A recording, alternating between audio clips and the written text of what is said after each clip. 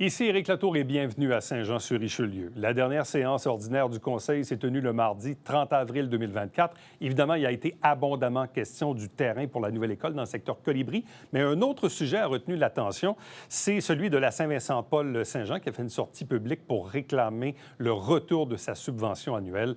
Et regardez les extraits qui suivent.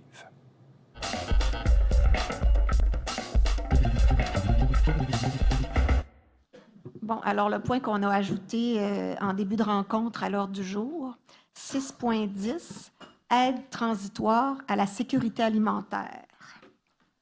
Oui, alors Madame la mairesse, je vais lire quelques considérants. Considérant qu'une politique de développement social et d'aide à la personne sera en cours d'élaboration à la ville de Saint-Jean-sur-Richelieu, considérant que la sécurité alimentaire fera assurément partie des priorités de cette nouvelle politique et considérant que l'inflation a augmenté considérablement au cours des dernières années, affectant notamment le prix du panier d'épicerie, et considérant que le nombre de personnes en situation d'itinérance a augmenté au cours des dernières années sur le territoire de la ville, que la ville soit autorisée à mettre en place une aide transitoire de sécurité alimentaire d'ici l'adoption de la politique de développement social prévue pour 2025, qu'un fonds d'un montant de 40 000 $ supplémentaires soit rendu à la Société à la Société Saint-Vincent-de-Paul, secteur Saint-Jean, pour l'exercice financier 2024. J'appuie Patricia Poisson. Merci, Mesdames Dufresne et Poisson.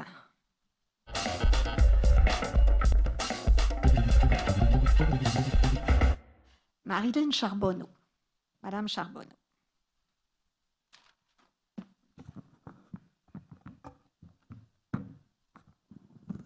Madame la mairesse, Bonsoir. conseillère, bonsoir. Excellente intervention. Effectivement, tous les mots ont une importance et quand on les utilise, il faut les utiliser judicieusement pour que les citoyens soient au courant de ce qui va se passer. Fait que j'appuie complètement la demande. En fait, moi, aujourd'hui, j'avais plusieurs questions, mais je vais me limiter à une pour me conformer au règlement. Merci.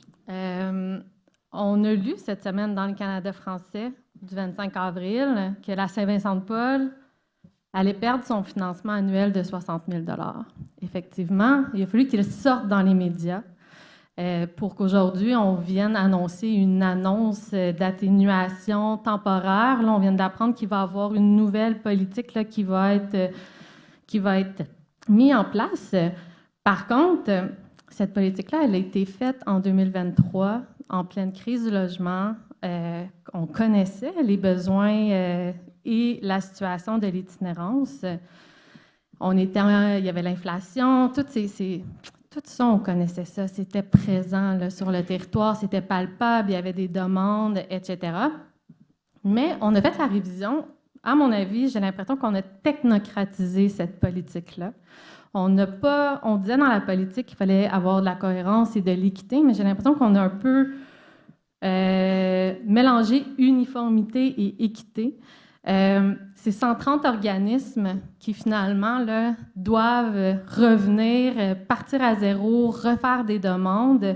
Je sais qu'on a vu dans le Canada français, là, M. Meunier qui offrait à la Saint-Vincent-de-Paul de faire une demande pour le soutien à la rénovation aux travaux d'urgence.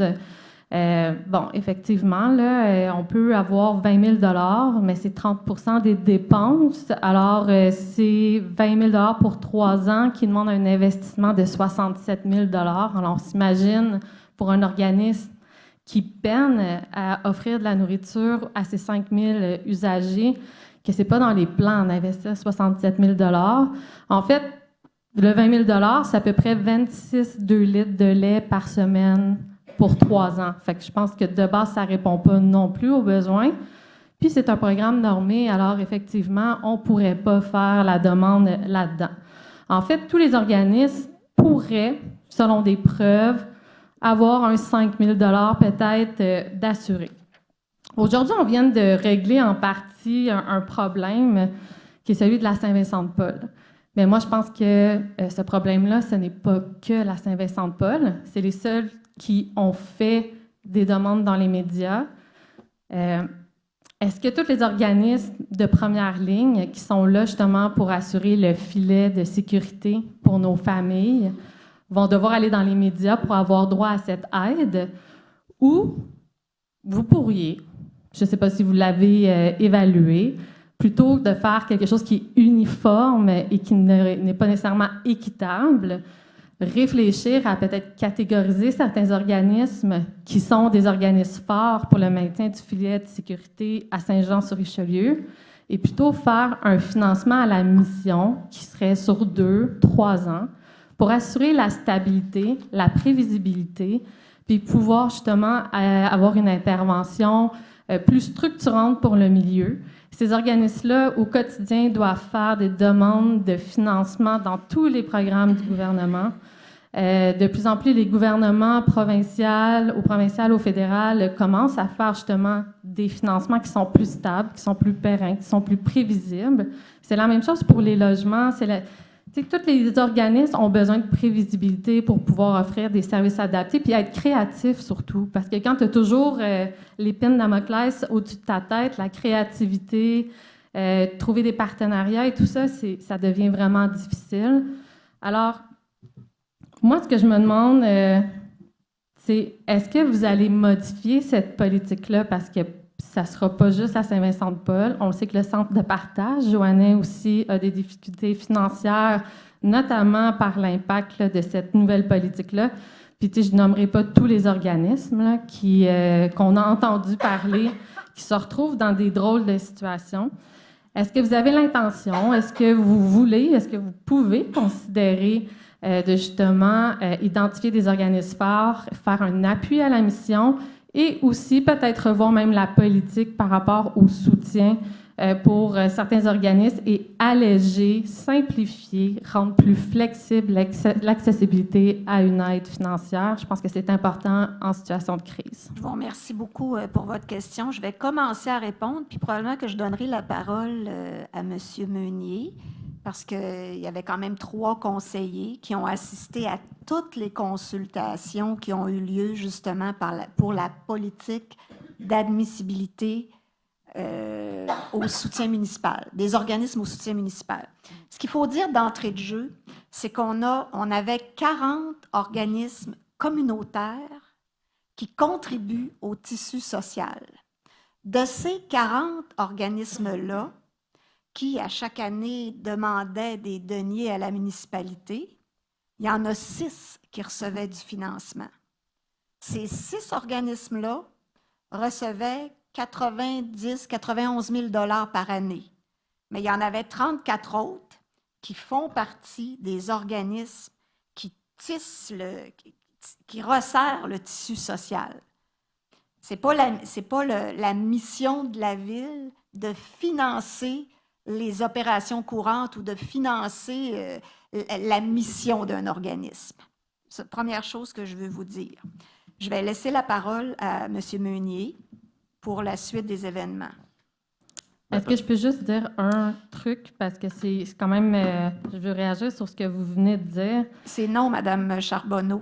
C'est non. M. Meunier va vous répondre. C'est non?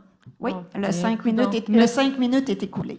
Ah bon, bien, M. Meunier, allez-y. Rapidement, parce que vous m'avez nommé, puis le journal m'a cité peut-être un peu hors contexte. Je pense que quand on parlait de la politique, il y a différents volets à la politique, il y a différentes façons d'aller chercher des deniers publics. La Ville a certaines responsabilités, dont les égouts, l'aqueduc, des choses de base. Quand vient le temps de subventionner les organismes, on a une certaine responsabilité, mais c'est un choix qu'on fait de subventionner. On a un montant qu'on alloue à nos organismes, puis on essaie de le rendre le plus équitable possible envers tous les organismes. Cela dit, la sécurité alimentaire, c'est essentiel. Ce soir, je pense qu'on sait... On a trouvé une façon de pallier avec un montant qui va leur donner la chance là, de sortir la tête de l'eau. Mais il ne faut pas oublier une chose, la Société Saint-Vincent-de-Paul est un organisme qui est religieux au terme de la loi, donc ils ne peuvent pas recevoir de subventions. Donc ça fait en sorte qu'ils n'ont pas d'argent de centraide ou des programmes gouvernementaux, provinciaux et fédéraux, qui fait en sorte que c'est la Ville qui est obligée de payer. Puis la Ville, on n'est pas supposé non plus donner aux organismes religieux, mais on le fait quand même dans cette situation-là. Puis une autre chose aussi, c'est que les états financiers de cet organisme-là démontrent qu'ils ont beaucoup d'argent dans le compte de banque. Donc, quand on dit qu'il n'y a pas d'argent pour payer le lait, c'est pas vrai. Après, nous, notre rôle, c'est aussi de dire, bon, on aide les organismes qui ont besoin d'aide. Dans cette situation-là, on veut aider les gens qui ont faim. on veut aider les gens qui sont en situation d'insécurité alimentaire. C'est pour ça qu'on a procédé là, à la subvention ce soir. J'ai déjà entendu une ministre dire que ce n'était pas sa responsabilité de financer le transport collectif, mais c'est quand même notre responsabilité au milieu municipal d'assurer un filet social. On a réagi, oui, puis on a donné le montant. Merci, Il y a d'autres Madame organismes Charbonneau, aussi. merci.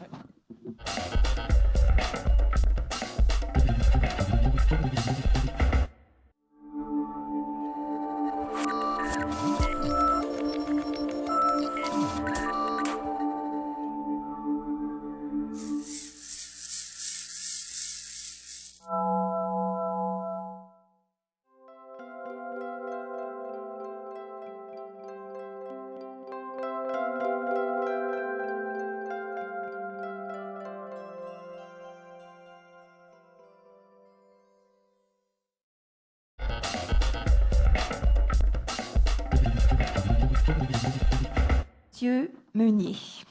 Oui, je vais faire ça rapidement. Tout d'abord, je voudrais revenir. On a eu l'opération Grand Nettoyage sur tout le territoire de la ville de Saint-Jean pour le Jour de la Terre. Donc, je voudrais remercier tous les bénévoles qui ont participé à rendre notre ville plus propre, plus belle. C'était beau de voir là, les jeunes familles se déplacer avec des sacs qui ont ratissé la ville pour la rendre plus propre. Il y a des écoles qui ont participé aussi dans mon secteur. Il y a Marcelin-Champagnat là, avec des enseignants qui en ont profité là, pour en faire aussi un volet éducatif d'aller nettoyer les rues autour de l'école. Merci à ces profs qui ont pris l'initiative. En deuxième temps, on fait encore à la Ville de Saint-Jean le défi Pissenlit. C'est un projet qu'on fait déjà depuis notre deuxième année, je pense. C'est super simple, le défi Pissenlit. Pour tarder la tonte, il faut attendre que les pissenlits soient en fleurs. C'est correct de laisser des fleurs, les pissenlits, pour donner une chance aux pollinisateurs de se faire des réserves. Et puis en même temps, c'est meilleur pour l'environnement de laisser pousser le gazon un peu plus haut de toute façon. Donc, je vous encourage à faire le défi pissenlit. Un autre lien qui va vers l'environnement rapidement aussi, c'est le printemps, c'est la période des travaux au champ. Saint-Jean, je fais du pouce sur Marianne, c'est un territoire très agricole. À chaque année, il y a des accidents mortels entre les voitures et les tracteurs parce que les gens veulent dépasser, ils sont pressés. De grâce, soyez patients. On en a pour un mois et demi encore, là, avoir plusieurs tracteurs sur nos routes agricoles. Donc, prenez le temps de dépasser dans des endroits qui sont sécuritaires. C'est autant pour votre sécurité que celle des piétons, des cyclistes, mais aussi des agriculteurs là, qui veulent seulement nourrir leur population. Peut-être un dernier point, en fin de semaine prochaine, à partir de vendredi, c'est le festival Sève. Donc, pour moi, c'est un super bel événement dans le Vieux-Saint-Jean, autant avec la scène qui est sur le bord de l'eau que tous les petits spectacles qui ont lieu dans les différents commerces à travers le Vieux-Saint-Jean. C'est une belle opportunité, une belle plateforme, une belle vitrine pour nos commerçants, pour nos artistes émergents. Donc, je vous invite à y aller. Toute l'information est sur leur page Internet, mais aussi sur la page Facebook, Instagram de Festival Sève. Donc, je vous souhaite de vous y croiser. Puis, entre-temps, bonne soirée. Merci.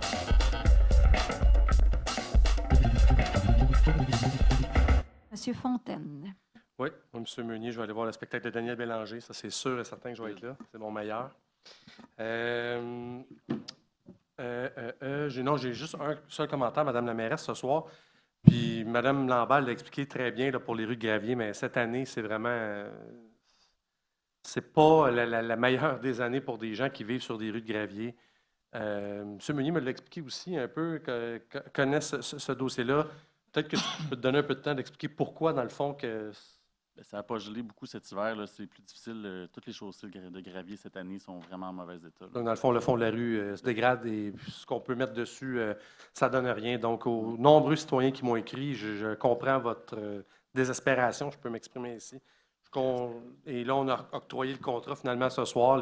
Le gel est terminé la nuit, donc on va être capable d'aller sur vos rues. Il faut être patient parce qu'il y en a quand même beaucoup dans la ville. On ne peut pas être tout au même endroit au même moment.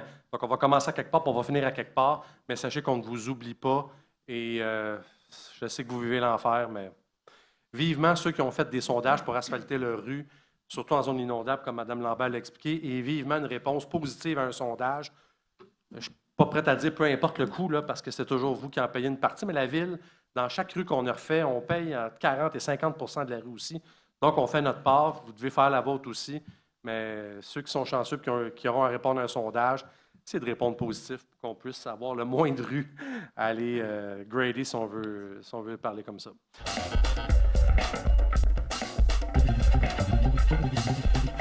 Monsieur Godette. Merci, Madame la mairesse. Écoutez, ce soir, on a adopté une résolution pour la nomination de Madame Élise Ménard, qui est la nouvelle directrice générale adjointe. Je suis particulièrement fier de cette embauche-là parce que Mme Ménard provient du milieu municipal, mais ce n'est pas quelqu'un qui a été référé à la ville de Saint-Jean, c'est quelqu'un qui a choisi la ville de Saint-Jean. Souvent, parfois, les gens, bon, c'est par un concours de circonstances ou par un réseau de contacts. Mme Ménard avait une belle carrière à la ville de Drummondville et elle a choisi la ville de Saint-Jean pour les défis qu'elle avait à relever.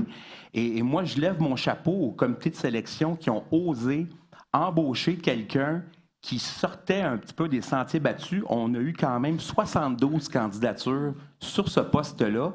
Donc, parfois, certaines personnes mentionnent que la ville de Saint-Jean ne serait pas très, très attractive. Bien, j'ai des petites nouvelles pour eux parce que dans un processus de dotation de directeur général adjoint, bien, quand tu as 72 candidatures, ta ville ne va pas si mal que ça. Et pour faire du pouce là-dessus, depuis qu'on a été élu, on a comblé 9 postes de cadre supérieur. Je suis un gars de ressources humaines, je vais vous donner des chiffres. Là-dessus, 5 candidats provenaient de l'externe. Des villes comme Montréal, Brossard, Saint-Basile, Drummondville, Terrebonne. Je pense pas que c'est des villes qui vont très, très mal, c'est des villes qui sont en santé, mais ils ont choisi Saint-Jean-sur-Richelieu pour venir travailler avec nous. On a également 45 de nos embauches qui ont été faites à l'interne. Des gens des talents qu'on voulait reconnaître, qu'on a décidé de faire progresser dans notre organisation. Et les gens qui disent que les gens quittent la ville de Saint-Jean parce qu'il y a des problématiques majeures, bien, dans les départs qu'on a eus de la ville de Saint-Jean au niveau des cadres supérieurs, 3, c'est pour des promotions, 3, c'est des retraites, 2, c'est pour des nouveaux postes qui ont été créés ailleurs, puis on a eu une démission. Et ça, avec combien de frais d'avocat? 0. 0.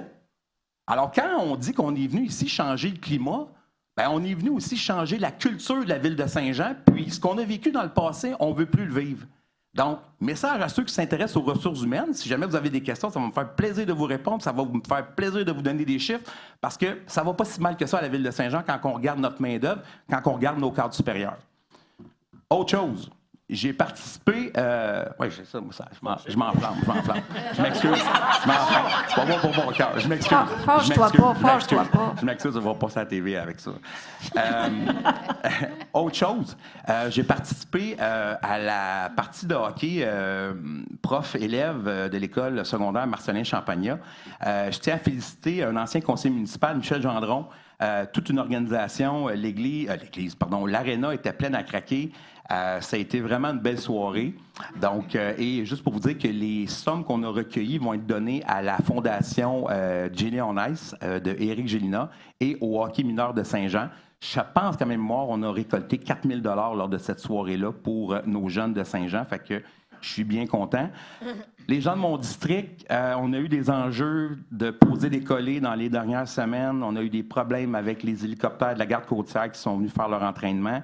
Je tiens à vous souligner, si jamais vous avez des plaintes par rapport au bruit à l'aéroport, je vous invite à aller compléter le formulaire de plainte sur le site web de la Ville de Saint-Jean, sjsr.ca. Et on va avoir aussi le comité de gestion du bruit qui va reprendre du service pour être en mesure d'essayer de trouver des solutions.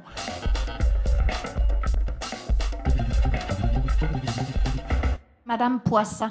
Alors, oui, merci, Madame la mairesse. Je serai quand même brève, mais je voudrais prendre le temps de souligner effectivement l'apport du 40 000 $ qu'on a donné ce soir pour la Société Saint-Vincent-de-Paul. On est en ce moment, je pense qu'économiquement, je pense que c'est partout. On est en récession. Il y a beaucoup de gens qui n'ont pas d'emploi, qui n'ont rien à manger. Puis je pense que le 40 000 était le bienvenu. Et en ce moment, on n'a pas donné non plus ces sous-là en disant n'importe quoi, puisque la Ville de Saint-Jean, on va en ce moment travailler sur notre future politique de développement social.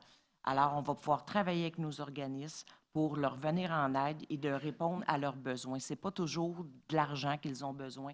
Des fois, c'est juste de l'aide qu'on peut leur apporter, les amener à travailler dans un projet, puis les aider là-dedans. Alors, la politique va servir à ça vraiment pour pouvoir aider notre population qui est de plus en plus appauvrie, disons-le.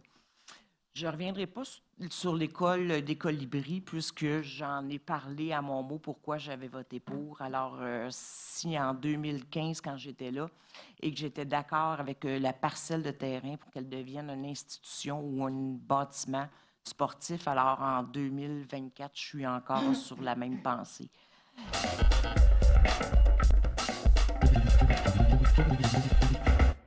Alors, je vais terminer, je vais essayer d'être brève. Chaque année, des membres du conseil et moi-même sommes invités à aller à la rencontre d'élèves dans différents établissements scolaires. Puis ça, c'est très, très précieux. Il y a 2 semaines, Mélanie Dufresne, Jérémy Meunier et moi-même avons pu assister avec grand plaisir aux prestations d'élèves de secondaire 1 de l'école secondaire Marcelin Champagnat à la demande des enseignants d'univers social, Mathieu Ostigui et Marjolaine Benoît, que je tiens à remercier pour leur invitation. Comme projet final de leur module en géographie, qui porte sur les territoires métropoles, les élèves devaient analyser différents documents et articles de journaux afin de bien comprendre que Saint-Jean-sur-Richelieu est la métropole régionale du Haut-Richelieu, soit la ville importante et attractive de la MRC. Ils devaient donc s'intéresser à chaque équipe devait s'intéresser à l'un des 5 enjeux liés à la stratégie de développement durable lancée par la Ville de Saint-Jean en 2021. La mobilité durable, l'économie circulaire, les milieux naturels, la ville nourricière et l'aménagement durable du territoire pour être ensuite en mesure de le résumer et de proposer des solutions. Moi, je veux remercier tous ces élèves allumés pour leur travail et leur accueil qui ont pu nous partager quelques solutions intéressantes que j'ai d'ailleurs déjà soumises dès notre première rencontre statutaire pour exploration à la direction générale. Le 18 avril, organisé par la Chambre de commerce et de l'industrie du Haut-Richelieu, c'était le dîner de la mairesse qui affichait complet sous la formule d'entrevue avec Éric Latour, que je tiens à remercier d'ailleurs, parce qu'à chaque année, ça fait 2 ans qu'il fait ça, puis il le fait à titre gracieux. C'est une belle occasion de pouvoir discuter d'économie avec la communauté d'affaires du Haut-Richelieu. Tantôt, ça a été évoqué, il y a eu le lancement de la programmation de l'Internationale de Montgolfière qui aura lieu du 9 au 18 août avec période interrompue, une 41e édition qui promet. Félicitations à toutes les personnes qui ont participé aux nombreuses corvées de nettoyage du jour de la Terre. Ça, je ne m'étendrai pas là-dessus parce que mon collègue, M. Meunier, en a parlé. Il y a ouverture de 2 nouvelles galeries d'art à Saint-Jean-sur-Richelieu. Tantôt, je pense que c'est M. Baillargeon qui a parlé de ça, de toute la synergie quand il y a une galerie qui en aide d'autres. Il y en a une qui a ouvert au 186 rue Champlain. Puis il y en a une autre, celle-là, elle s'appelle CRL. Puis il y en a une qui s'appelle Bloom au 53 rue Pierre-Caisse. Il y a eu l'inauguration de la nouvelle maison des jeunes d'Iberville la semaine dernière au 375 avenue Bessette. C'est Mme Lambert qui nous y représentait. Le 24 avril, il y a eu l'annonce des finalistes au prochain gala d'excellence de la Chambre de commerce et de l'industrie qui aura lieu le 7 juin. Là, c'est Mme Poitras, je pense, qui était là. Mme Poitras qui était là. Alors, bonne chance à tous les nommés. Puis d'ailleurs, j'invite tout le monde à voter pour les coups de cœur. On peut même voter. D'habitude, on peut voter juste une fois, mais là, on peut voter une fois, mais à tous les jours. Alors, voilà. Aujourd'hui, c'est l'anniversaire de Christine Normandin, notre députée fédérale, alors à qui je souhaite un excellent anniversaire. Depuis hier, c'est la campagne Biscuits Sourire dans les Tim Hortons du Québec participant jusqu'au 5 mai. À Saint-Jean-sur-Richelieu, pour chaque biscuit vendu à 1,50 $, 100% des recettes sont remis à la Maison des Arts Laurent-Fort, un centre d'activité à vocation artistique pour adultes présentant une déficience intellectuelle ou un trouble du spectre de l'autisme de la Fondation Laurent-Fort. D'ailleurs, ce bâtiment-là, il est juste ici derrière, c'est ça, ici derrière, sur la rue Longueuil. Je serai moi-même bénévole ce jeudi pour aller dessiner des sourires et peut-être répondre à vos commandes à l'auto. Je ne sais pas trop qu'est-ce qu'ils vont me faire faire, là. Le Festival Sèvres, c'est en fin de semaine. Puis, en même temps, durant que M. Fontaine va aller voir Daniel Bélanger, Sébastien Godette et moi, on va être au Colisée Isabelle Brasseur, où aura lieu un match de hockey bénéfice des pompiers de Saint-Jean-sur-Richelieu. Les fonds amassés vont à Famille à cœur, avec la présence du gardien de but numéro 1 du Canadien de Montréal, nul autre que Samuel Montembeault. Pour vos billets, c'est auprès de Famille à cœur et du restaurant Topnet, au 2e étage du Colisée. Puis j'espère qu'on s'y rencontrera.